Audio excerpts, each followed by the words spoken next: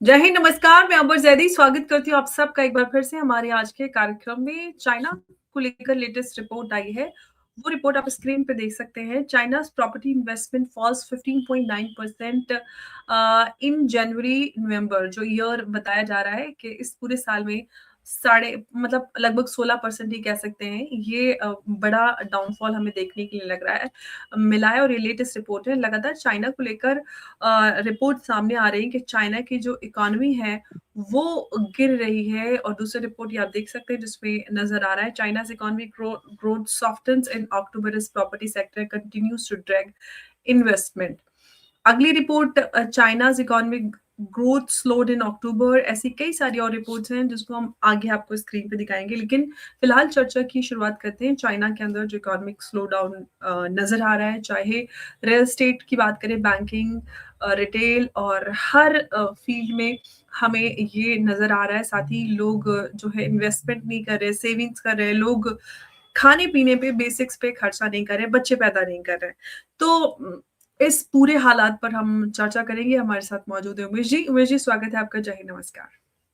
जय सिया राम अंबर जी। जय सिया राम। उमेश जी, सबसे पहले जो ये लेटेस्ट रिपोर्ट है, आज ही की रिपोर्ट है, जिसमें चाइना की प्रॉपर्टी को लेकर ये सामने आ रहा है कि चाइना के अंदर जो प्रॉपर्टी इन्वेस्टमेंट है वो 15.9% उसमें गिरावट आई है। कैसे इस रिपोर्ट को आप देख रहे हैं? देखिए, आज की ये रिपोर्ट है जिसमें बताया जा रहा है कि जनवरी टू नवंबर चाइना के अंदर property investment has fell down by 15.9%। ये जनवरी से अक्टूबर, पहले लास्ट मंथ जो था ये फिगर था 14.7। आप ये समझ लीजिए जैसे जैसे टाइम बढ़ता जा रहा है चाइना के अंदर इन्वेस्टमेंट इन प्रॉपर्टी कम होता जा रहा है। इसमें सबसे बड़ा कारण ये है कि लोगों ने एक तरह से वहां पर एक प्रॉपर्टी बबल बन चुका था और लोग जो है अभी प्रॉपर्टी में इन्वेस्ट नहीं कर रहे हैं। लोग ईएमआई नहीं भर पा रहे हैं। लोग वहां पर ऐसी हालत है कि कंटिन्यूअसली प्रॉपर्टी के दाम गिरते जा रहे हैं। कई कई जगह पर तो 60, 70, 75% प्रॉपर्टी के दाम गिरे फ्रॉम द पीक। इसी के कारण लोग ईएमआई भर नहीं पा रहे हैं और फोरक्लोजर्स कर रहे हैं। अब जब फोरक्लोजर्स होता है तो क्या होता है कि लोग सेकेंड हैंड फ्लैट जो है वो मार्केट में आ जाते हैं, क्योंकि बैंक इसका सीजर और पोसेशन ले लेता है।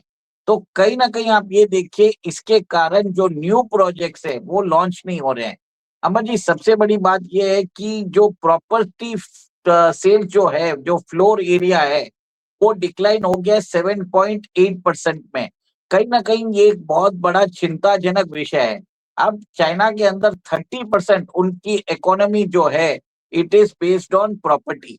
अगर प्रॉपर्टी के अंदर प्रॉब्लम्स आता है तो आप समझ जाइए कि वहाँ चाइना के अंदर सबसे बड़ा प्रॉब्लम आ गया है।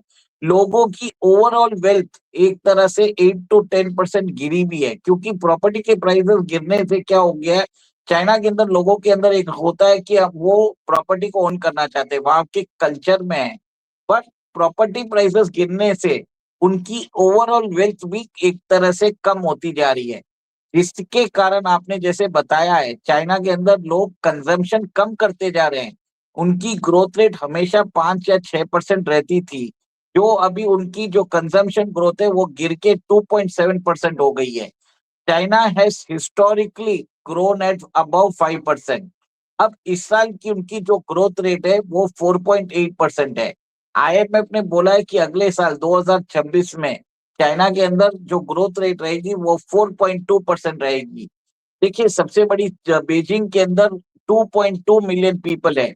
2.2 मिलियन पीपल होने के बावजूद वहां पर स्टोर्स एक तरह से बंद हो रहे हैं, रेस्टोरेंट्स बंद हो रहे हैं, शॉपिंग मॉल्स, गोस्ट मॉल्स बनते जा रहे हैं। कोई भी मतलब बाहर आके खर्चा नहीं कर रहा है। जो सेविंग्स जो हो गई है चाइना के अंदर, उनकी इकोनॉमी का 120% हो चुका है। People are not willing to spend. उनका जो पीएमआई इंडेक्स है वो हमेशा, देखिए पीएमआई इंडेक्स ऐसा होता है, अगर 50 के ऊपर रहता है ना तो उसको एक तरह से बुलिश बोलते हैं। 8 मंथ्स कंसिक्यूटिवली वो 50 के नीचे रहा है। भारत का पीएमआई इंडेक्स अराउंड 58 to 59 है, जबकि चाइना का 50 के नीचे है। सबसे बड़ा प्रॉब्लम ये है कि चाइना के अंदर आज लोग खर्चा नहीं कर रहे हैं। जैसे आपने बताया, nobody wants to go into family. उनका जो टोटल फर्टिलिटी रेट है वो गिर के 1.2% हो गया है। वहां पर लोग एजिंग पॉपुलेशन ज्यादा है। और सबसे बड़ी बात है कि चाइना के अंदर it is dependent on exports, और एक्सपोर्ट्स ने इस साल बहुत स्पेक्टेकुलर ग्रोथ किया है। पिछले 11 महीने के अंदर $1 ट्रिलियन का सरप्लस चाइना ने कमाया है। बट ये जो ग्रोथ है ये सही ग्रोथ नहीं है, क्योंकि चाइना में के अंदर लेबर एक्सप्लॉइटेशन हो रहा है। वहां पर नए लेबर लॉस लेके आए हैं, जिसमें वहां पर एक तरह से जो ये जनरली क्या होता है, आप कुछ एक्सपोर्ट करते हो तो उसका जो बेनिफिट होता है वो पॉपुलेशन को मिलना चाहिए। चाइना के अंदर वो चाइनीज पॉपुलेशन को नहीं मिलता। तो ये इतना ज्यादा पैसा चाइना कहाँ रखता है? चाइना इंपोर्ट करता है, जैसे गोल्ड इंपोर्ट कर रहा है तो गोल्ड के अंदर उसने डाल दिया, यूएस ट्रेजरी बॉन्ड्स में डाल दिया या दूसरे एसेट्स में डाल दिया। वहां के लोगों को कोई बेनिफिट नहीं मिल रहा है। कहीं ना कहीं एक तरह से जो चाइना के अंदर जो स्थिति है वो बहुत खराब होती जा रही है। शंघाई के अंदर कम से कम 3 million people are ready to sell their homes and Shanghai छोड़कर जाने के लिए रेडी है। जैपनीज कंपनीज जैसे सोनी है, फिर शार्प है, मित्सुबिशी है, पैनासोनिक है, वो लोग अपने प्लांट्स बंद करके जा रहे हैं। कहीं ना कहीं आप ये देखिए कि चाइना के और चाइना जो है वो एक प्रिफर्ड मैन्युफैक्चरिंग डेस्टिनेशन होता था। वहां से लोग अपना जी। जो जैपनीज है वो अपने प्लांट्स बंद कर रहे हैं, और बहुत सारे प्लांट्स या तो वियतनाम या थाईलैंड या इंडिया इधर आ रहे हैं। तो चाइना प्लस वन स्ट्रेटेजी के हिसाब से everybody wants to diversify that supply chain. क्योंकि कोविड के जी। अंदर क्या किया था चाइना ने वहां पर जीरो रेस्ट्रिक्शंस लगा दिए थे। मतलब अगर समझ लीजिए एक पूरी लोकेलिटी में अगर एक आदमी को भी अगर वायरस आ जाता था तो 14 दिन तक सबको बंद करके रख देते थे, जिसके कारण वहां पर जॉब का प्रॉब्लम हुआ, लोग काम पे नहीं जा सकते थे। लोगों जो कंपनीज है उन वो लोग उनकी प्रॉफिटेबिलिटी भी फर्क पड़ रही थी। कहीं ना कहीं people are now wanting to actually get away from China. ये एक तरह से नया चीज आप देख रहे हैं। बिल्कुल। उमेश जी, हम चाइना के रियल एस्टेट सेक्टर की अगर हम बात करते हैं तो हमने वहीं से शुरुआत की, और जो रिपोर्ट आई है उसी पे आधारित है। 25 से 30% जीडीपी जो है इनडायरेक्टली ड्राइव करता है, और ये सेक्टर क्रैश हो जाता है तो मतलब ये है कि बहुत बड़ा असर चाइनीज इकोनॉमी पर पड़ता है। रिटेल सेल्स ग्रोथ की बात करते हैं तो सिर्फ 2.7% नजर आता है। तो क्लियर साइन है कि जो आम लोग हैं, जो मिडिल क्लास है, वो पूरी तरह से कॉन्फिडेंस अपना लूज कर चुका है। तो आप सवाल आगे बढ़कर ये आता है कि जो लोकल गवर्नमेंट्स हैं वो ऑलरेडी डेट के बोझ के तले दबी हुई है, तो ज्यादा जो स्टिमुलस है वो देना चाइना के लिए और बड़ा फाइनेंशियल रिस्क बन सकता है क्या? देखिए चाइना अभी स्टिमुलस भी चल रहा है। अभी भी उन लोगों ने इतना स्टिमुलस दे दिया है पिछले 5 साल में। जो रिपोर्ट्स आ रही है ट्रिलियंस ऑफ युआन उन्होंने एक तरह से सर्विस करने के लिए दे दिया है, प्रॉपर्टी हम्म। सेक्टर को प्रॉप अप करने के लिए सब चीज कर लिया है। पर हम्म। लोग वहां पर खर्चा ही नहीं करना चाहते। वहां पे कॉन्फिडेंस ही नहीं है। आप सोचिए आपकी घर की ईएमआई आपको देना पड़ता है, अगर आप जिस घर में रह रहे हो उसकी हम्म। वैल्यू अगर 50% गिर जाए, पर आपको ईएमआई तो देना ही पड़ेगा, आप जाएंगे कहाँ? चाइना के अंदर हम्म। कम से कम आप ये समझ के रखिए, हर साल 5 करोड़ लोग जॉब मार्केट में आते हैं। 50 million people are coming into job. 40 to 50% लोगों को जॉब ही नहीं है। वहां हम्म। पर अनएम्प्लॉयमेंट बहुत ज्यादा बढ़ चुका है। लोग बहुत ही मतलब एक तरह से ऐसा हो गया है कि वहां पे सोशल प्रॉब्लम्स बहुत ज्यादा बढ़ चुके हैं। ये सब चीज इसके लिए बाहर नहीं आता क्योंकि चाइना के अंदर इंटरनेट सेंसरशिप कंट्रोल्ड है। कोई भी अपना जो गुस्सा है वो गवर्नमेंट के अगेंस्ट बोल नहीं सकता है। आज चाइना हम्म। $200 बिलियन इंटरनल सर्वेलेंस में लगाता है। आप सोचिए, आपको बता देता हूँ, भारत का पूरा डिफेंस बजट है $82 बिलियन। चाइना सिर्फ अपने लोगों के ऊपर इंटरनल सर्वेलेंस करने के लिए $200 बिलियन खर्च करता है। मतलब आप समझ लीजिए, अगर आप सोशल पॉइंट्स आप क्या कर रहे हो, सब चीज कर रहे हो, millions of cameras are watching the Chinese. वो क्या बात कर रहे हैं, लिप सिंक होता है, उनके एक्सप्रेशंस होता है, कितना टाइम वो कौन से ऐप में कर रहे हैं, सोशल क्रेडिट स्कोर्स उनको दिया जाता है। अगर कोई नहीं मानता है तो उनको डीबोर्डिंग किया जाता है, उनको बेनिफिट्स नहीं मिलता है, स्पेसिफिक चीजों में उनको बार कर दिया जाता है। तो आप ये देखिए, you are required to be a compliant population. China के अंदर क्या होता है, जो रेवेन्यू होता है 50% of the revenue go to central government, 50% ही होता है जो स्टेट गवर्नमेंट, जो प्रोविंस है वो उसको यूज कर सकते हैं। अम्बा जी, सबसे बड़ी बात यह है कि ये जो स्टेट गवर्नमेंट्स, जो प्रोविंशियल गवर्नमेंट्स रहते हैं, इनको टारगेट दे दिया जाता है कि आपको इतनी ग्रोथ रेट अचीव करनी पड़ती है। तो इन लोगों ने क्या किया, चाइना के अंदर जो एक होता है लोकल गवर्नमेंट व्हीकल फिनेंसिंग, इन्होंने वो एक नया स्पेशल पर्पस व्हीकल इन्होंने सेटअप किया, जिसमें वो प्राइवेट एनबीएफसी किसी से भी लोन ले सकते हैं। आज चाइना के अंदर बताया जाता है कि जो इनका लोन है, it is equal to the GDP of China. आप सोचिए, ये तो सेंट्रल गवर्नमेंट डेट, क्योंकि कोई भी डेट तीन तरह के होते हैं कंट्री के, एक तो होता है कॉर्पोरेट डेट, एक तो होता है सेंट्रल गवर्नमेंट डेट, और एक होता है आपका ये कंज्यूमर डेट। तो तीनों चाइना के अंदर बहुत ज्यादा बढ़ गया है। चाइना की इकोनॉमी 18 से 20 ट्रिलियन डॉलर की है, बट जब कर उनका कंसोलिडेटेड डेट देखा जाए, it is 50 trillion dollar plus. मतलब ये तो बहुत सारे पब्लिकेशंस ने अभी बोलना चालू कर दिया है। पहले ये सिर्फ एक तरह से सेंट्रल गवर्नमेंट डेट दिखाते थे, बोलते थे कि चाइना का डेट कम है, पर इसमें वो प्राइवेट डेट जो होता था, जो लोकल गवर्नमेंट फाइनेंसिंग व्हीकल्स वाला डेट, वो इन्होंने अभी तक अकाउंट नहीं किया है।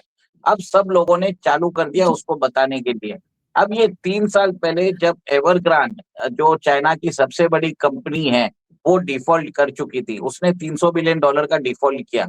उसके बाद वांके ग्रुप ने किया, फिर फैंटेशिया ने किया, और बताया जाता है कि अभी जो शेंजन के अंदर जो सबसे बड़ी ग्रुप है, वांके ग्रुप, जो शेंजन गवर्नमेंट की रियल एस्टेट कंपनी है, वो भी डेप्ट वो डिफॉल्ट कर रही है। तो there is a wave of default. China में लोगों को सैलरीज नहीं मिल रही है, वहां पर लोग बाहर जाके धरना दे रहे हैं। लोगों को बताया जा रहा है कंपलसरी आपको एक तरह से उनके जो सैलरीज है उन कम की जा रही है। और देखिए, इससे कोई रेस्पाइट नहीं मिला है, प्राइसेस सब जगह बढ़ते जा रहे हैं, वहां पे माल न्यूट्रिशन आ चुका है। और जो खबर आ रही है, तो वहां पे स्थिति इतनी खराब है, क्योंकि सबको सिर्फ एक ही टारगेट दिया है कि आपको एक्सपोर्ट टारगेट अचीव करना है।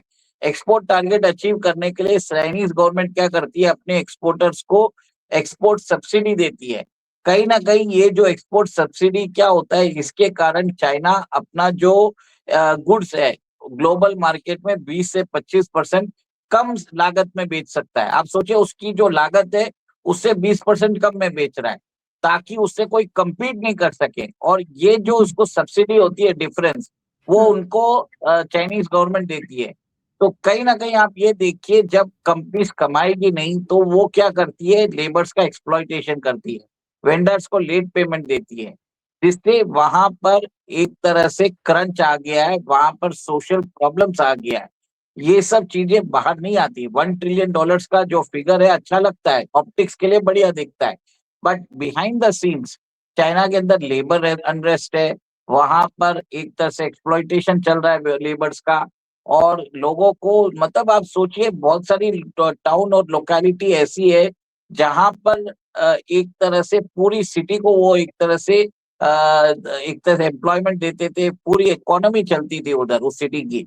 सडनली ऐसा हुआ है कि बड़े बड़े जो प्लांट्स है, मैन्युफैक्चरिंग प्लांट्स है, उन्होंने बंद कर दिया। जैसे सोनी ने अपना जो सोनी जो है, उसने अपनी जो हाई एंड मैन्युफैक्चरिंग है वो चाइना में बंद कर दी है, जिसके कारण वहां पर अप्रोक्सीमेटली थाउजेंड्स ऑफ जॉब्स गए हैं। और थाउजेंड्स ऑफ जॉब्स के जाने के बाद वो जो काउंटी है, वो जो छोटा लोकेलिटी है, कंप्लीटली तहस नहस हो गया है। ऐसे अनगिनत बहुत सारे फैक्ट्रीज ने अभी अपना प्रोडक्शन बंद कर दिया चाइना में, और उन्होंने शिफ्ट कर दिया है, जिससे तो लेकिन यहाँ से एक सवाल मैं आपसे पूछना चाहती हूँ कि जो ये चाइना का स्लो डाउन है, इसके बीच में हम अगर भारत की बात करते हैं, तो क्या भारत के पास ये वंस इन जनरेशन अपॉर्चुनिटी है ग्लोबल मैन्युफैक्चरिंग और इन्वेस्टमेंट को अट्रैक्ट करने की?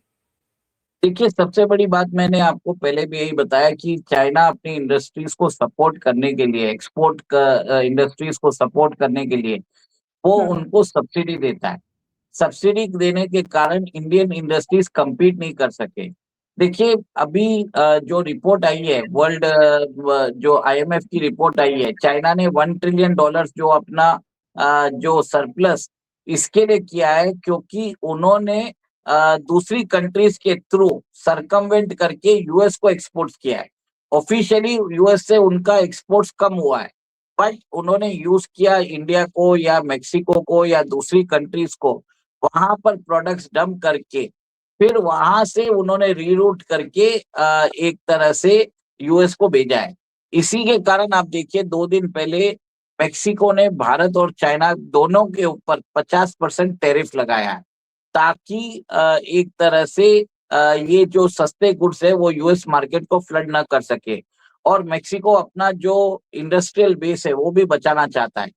तो आप ये देखिए कि भारत को अभी एक तरह से अपॉर्चुनिटी जरूर है, पर इमीडिएटली इसका रिजल्ट नहीं आएगा।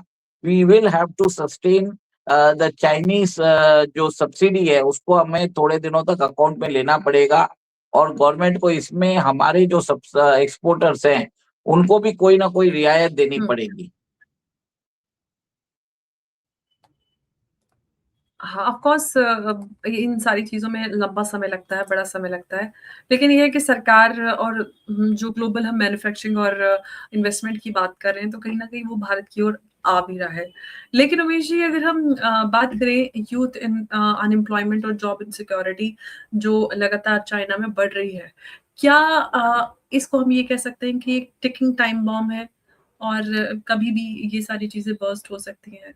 चाहे इन्वेस्टर्स का कॉन्फिडेंस ही बोले, वो भी चाइना को लेकर हिल रहा है, इन्वेस्टर्स एग्जिट कर रहे हैं। देखिए सबसे बड़ी बात है कि चाइना ने अपना जो अनएम्प्लॉयमेंट डेटा जो है वो एक तरह से पब्लिश करना ही बंद कर दिया।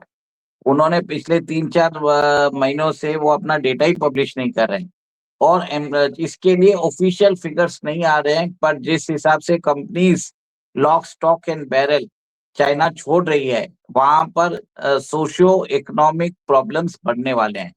और ये एक तरह से टिकिंग टाइम बॉम्ब नहीं है, एक तरह से लोगों का अनरेस्ट बढ़ता जा रहा है।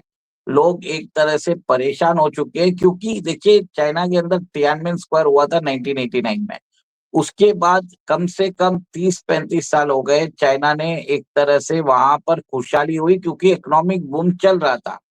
जब तक इकोनॉमिक बूम चल रहा था किसी को कोई फर्क नहीं पड़ रहा था, पर 2020 में कोविड के बाद आप ये देखिए कि वहां पर एक तरह से प्रॉब्लम्स चालू हो गया है, लोगों के अंदर एक तरह से विद्रोह जैसी स्थिति हो गई है, सीसीबी के अगेंस्ट वो विद्रोह कर रहे हैं, और वहां पर किसी की कोई सुनवाई नहीं है। आपको जो सीसीबी ने बोल दिया आपको करना पड़ेगा। ऐसा है कि चाइना के अंदर जी जिनपिंग के खिलाफ भी विद्रोह कंटिन्यूअसली होते जा रहे हैं बार बार, पर वहां पर अभी जो है स्थिति खराब है। जरूर एक तरह से मेरा ये मानना है कि वहां पे प्रॉब्लम्स बढ़ेंगे, डेफिनेटली बढ़ेंगे, बट एक तरह से टिकिंग बॉम्ब डेफिनेटली है।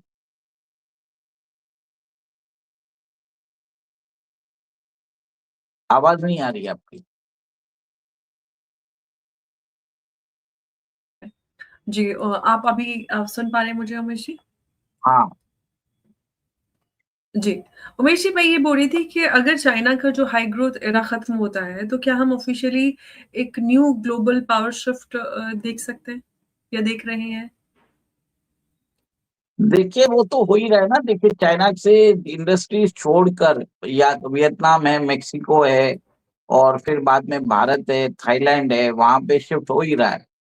तो ये प्रोसेस बहुत स्लो है, और चाइना ने भारत की ग्रोथ रोकने के लिए वो हमको टनल बोरिंग मशीन नहीं दे रहे थे, वो हमको सुपर स्पेशलिटी फर्टिलाइजर्स नहीं दे रहे थे, वो हमें जो उनके जो इंजीनियर्स है जो फॉक्सट्रॉनिक्स के लिए काम कर रहे थे भारत के अंदर, उनको वापस बुला लिया। तो कहीं ना कहीं चाइना सारे अटंगे अपना रहा है, जिससे हमें एक तरह से प्रॉब्लम हो। रेयर अर्थ मिनरल्स की उन्होंने हमारे ऊपर सप्लाई बंद कर दी है। तो मेरा ये मानना है कि जो है चाइना सारे हथकंडे अपनाने वाला है, जिससे हमारी ग्रोथ को एक तरह से रोका जाए। बट एक चीज नोट कर लीजिए, ये एक अति पे अति होता जा रहा है। चाइना ज्यादा दिन तक सस्टेन नहीं कर पाएगा, क्योंकि ओवरसीज उसके जो बीआरआई डेब्ट्स है वो एक तरह से कोई भी उसको पैसा नहीं दे रहा है। आप सोच लीजिए, पाकिस्तान जैसा भिखारी है वो भी उनको पैसे नहीं दे पा रहा है।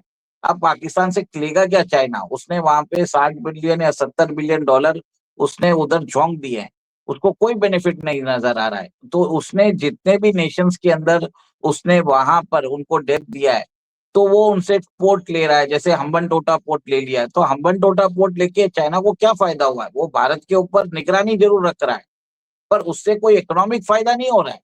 भारत ने तो एक तरह से उसको अकाउंट में ले लिया है, और हम तो उसको इवेड भी कर रहे हैं। बट आज चाइना जो है भारत को रोकने के लिए इतनी सारी कोशिशें कर रहा है। जैसे अभी नोटाम के बावजूद भी उन्होंने अपने 5 शिप अभी इंडियन ओशन रीजन में भेज दिए हैं, भारत को ट्रैक करने के लिए कि क्या करने वाला है। तो ये सब एक तरह से अननेसेसरी उनकी एक्सपेंडिचर बढ़ा रहा है, अननेसेसरी उनकी ग्रोथ हो नहीं रही है। तो मेरा ये मानना है कि चाइना के लिए एक तरह से तकलीफ वाला ही काम हो रहा है।